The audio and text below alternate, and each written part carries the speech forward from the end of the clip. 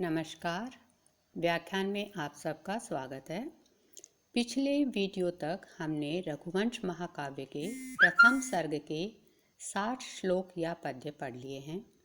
इस व्याख्यान से हम इन श्लोकों से संबंधित कुछ संभावित प्रश्नों के संस्कृत भाषा में उत्तर समझने का प्रयास करेंगे।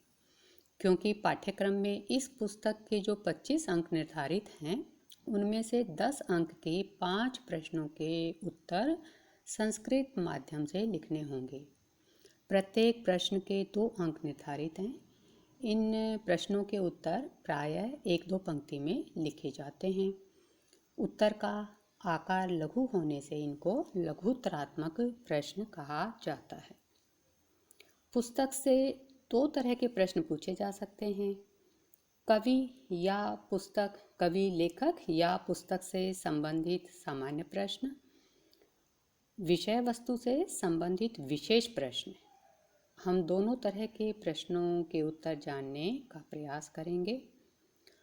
प्रश्नों के जो उत्तर लिखे जाते हैं उनमें कभी कभी एक शब्द ही नया लिखना होता है, कभी छोटा अंश और कभी पूरा उत्तर ही नया लिखा जाता है। करते हैं प्रश्नों को समझने और उनके उत्तर लिखने का अभ्यास। सामान्य प्रश्न यह हो सकता है, कालिदासस्य कति रचनाः सन्ति? कालिदास की कितनी रचनाएं हैं? इसका उत्तर होगा हिंदी में कालिदास की 7 रचनाएं हैं। संस्कृत में हम कैसे लिखेंगे? कालिदासस्य कति, इस कति का उत्तर बदलेंगे सप्त, रचनाः सन्ति यथावत रहेगा। तो प्रश्न के 3 शब्द यथावत रहे हैं, कालिदासस्य, रचनाः और सन्ति। उत्तर केवल कति का बदला है सप्त। अगला प्रश्न हो सकता है, कालिदासेन कति महाकाव्यानि रचितानि नामानि लिखन्तु? कालिदास के द्वारा कितने महाकाव्य लिखे गए, रचे गए, उनके नाम लिखो। तो हिंदी में उत्तर होगा, कालिदास के द्वारा 2 महाकाव्य रचित किए गए, कुमार संभव और रघुवंश। इसका हम संस्कृत में उत्तर इस तरह लिखेंगे, कालिदासेन कति का उत्तर लिखेंगे 2। महाकाव्यानि के स्थान पर अब महाकाव्य हो जाएगा क्योंकि 2 हैं, तो 2 महाकाव्ये। रचितानि के स्थान पर रचिते, और फिर डैश करके हम दोनों के नाम लिख देंगे। कुमार संभवम, 1 नंबर लगा देंगे पहले, नंबर 1 कुमार संभवम और नंबर 2 रघुवंशम। पूरा उत्तर इस तरह बना, कालिदासेन 2 महाकाव्ये रचिते, dash, number 1 Kumar संभवम, number 2 Raghuvamsham. महाकवि कालिदास ने ग्रंथ को प्रारंभ करने से पहले मंगलाचरण में अपने आराध्य पार्वती और परमेश्वर की वंदना की है। तो एक प्रश्न यह हो सकता है कि जगत के माता पिता कौन हैं? तो प्रश्न होगा, जगतः पितरौ कौ? जगत के माता पिता, पितरौ में दोनों आएंगे, माता पिता, कौ कौन हैं? तो इसका उत्तर यदि हम हिंदी में सोचें तो हमने पढ़ा है ग्रंथ में कि जगत के माता पिता पार्वती और परमेश्वर हैं।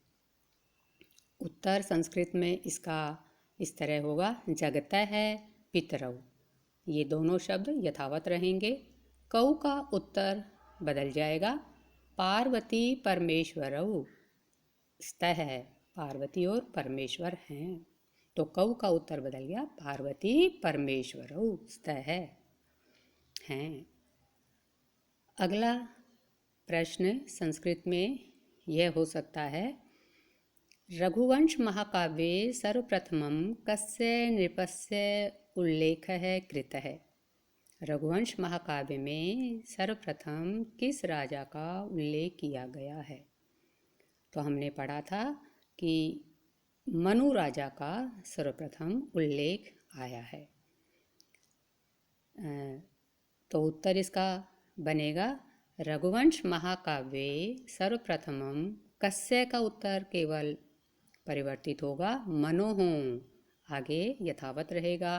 प्रश्न का अंश नृपस्य उल्लेख है कृत है।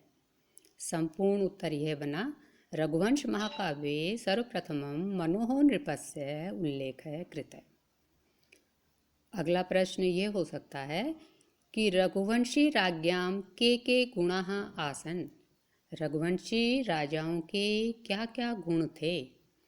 हमने कई श्लोकों में रघुवंशी राजाओं के अनेक गुण पढ़े थे।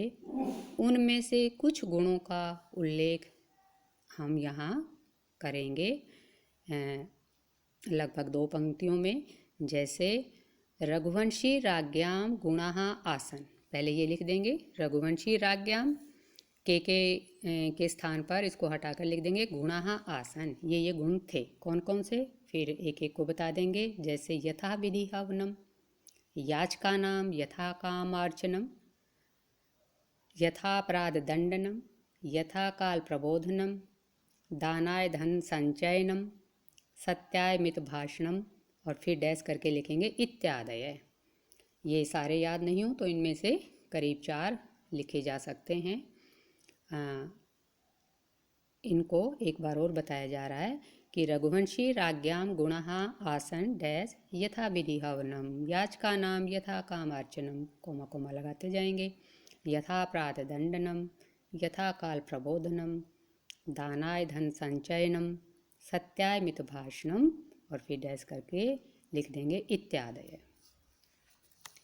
अगला प्रश्न हो सकता है शैशवेभ्यस्त विद्यानाम इति विशेषणम कालिदासेन केषां कृते प्रयुक्तम। यह विशेषण कालिदास के द्वारा किन के लिए प्रयुक्त हुआ है। कौन सा विशेषण, शैशवेभ्यस्त विद्यानाम। तो हमने पीछे पढ़ा था कि यह विशेषण कालिदास के द्वारा रघुवंशी राजाओं के लिए प्रयुक्त हुआ है कि वे शैशव काल में विद्याओं का अभ्यास करते थे। तो इसका उत्तर हम कैसे लिखेंगे, इस शब्द को यूं का यूं लेकर शैशवेभ्यस्त विद्यानाम इति विशेषणम कालिदासेन, यहाँ तक प्रश्न का अंश यूं का यूं रह गया। अब उत्तर बदलेगा केशाम, तो केशाम का उत्तर हो जाएगा रघुणाम, और आगे यथावत रहेगा कृते प्रयुक्तम। तो पूरे प्रश्न का संस्कृत उत्तर यह बना शैशवेभ्यस्त विद्यानाम इति विशेषणम कालिदासेन रघुणाम कृते प्रयुक्तम। अगला प्रश्न हो सकता है हेम्नः शुद्धिः शामिका वा कुत्र संलक्ष्यते। हेम्नः सोने की, शुद्धि या शामिका अशुद्धि, कुत्र कहाँ, संलक्ष्यते उसका परीक्षण किया जाता है। तो ये भी हम पढ़ चुके हैं कि सोने की शुद्धि या अशुद्धि दोनों ही अग्नि में संलक्षित होती हैं। तो केवल कुत्र का जो उत्तर है वो बदलेगा, शेष अंश यथावत रहेगा। हेम्नः शुद्धिः शामिका वा अग्नौ संलक्ष्यते। जो एक शब्द हम लिखते हैं उत्तर में उसको हम अंडरलाइन कर देंगे। अगला प्रश्न हो सकता है व्यूढ़ो रस्कः पदस्य किम तात्पर्य। कोई भी एक विशेषण पद दे दिया जाता है और पूछा जाता है कि इसका तात्पर्य क्या है। तो इसका तात्पर्य हम अपनी तरफ से लिखेंगे। यह पूरा जो उत्तर है वह लगभग हमें अपनी तरफ से लिखना होता है। तो शुरू का भाग तो हम ऐसे ही लिख देंगे कि अस्य पदस्य, पदस्य से पहले अस्य जोड़ेंगे, अस्य पदस्य तात्पर्यम अस्ति, किम को हटा के लिख देंगे तात्पर्यम अस्ति, अस्य पदस्य तात्पर्यम अस्ति, फिर डैश करके लिखेंगे स जन यस्य वक्षस्थलम व्यूढ़म अर्थात विस्तृतम भवति। वह व्यक्ति जिसका वक्षस्थल व्यूढ़ अर्थात विस्तृत होता है उसको क्या कहा जाता है, व्यूढ़ो रस्कः कहा जाता है। तो इसका पूरा उत्तर इस तरह से बना कि अस्य पदस्य तात्पर्यम अस्ति स जन यस्य वक्षस्थलम व्यूढ़म अर्थात विस्तृतम भवति। अगला प्रश्न बन सकता है वृषस्कंध अस्य पदस्य किम तात्पर्यम। तो इसका भी उत्तर हम पूर्वोक्त तरह से लिखेंगे। अस्य पदस्य तात्पर्यम् अस्ति डैश करके यस्य स्कंधौ वृषस्य स्कंध इव दृढ़ौ भवते। कंधे दो हैं तो द्विवचन का प्रयोग होगा कि जिसके कंधे वृष जो बैल है उसके कंधे की तरह मजबूत होते हैं। इसको यूँ कह सकते हैं वृष सदृश मांसल स्कंध है। तो पूरा उत्तर इस तरह से लिखेंगे अस्य पदस्य तात्पर्यम् अस्ति यस्य स्कंधौ वृषस्य स्कंध इव दृढ़ौ भवतः, अर्थात वृष सदृश मांसल स्कंध। एक प्रश्न यह हो सकता है प्रजानाम एव कल्याणार्थम या भूतार्थम दिलीप है किम गृह्णाति इसमें। प्रजाओं के मात्र प्रजा के कल्याण के लिए राजा दिलीप क्या ग्रहण करता था।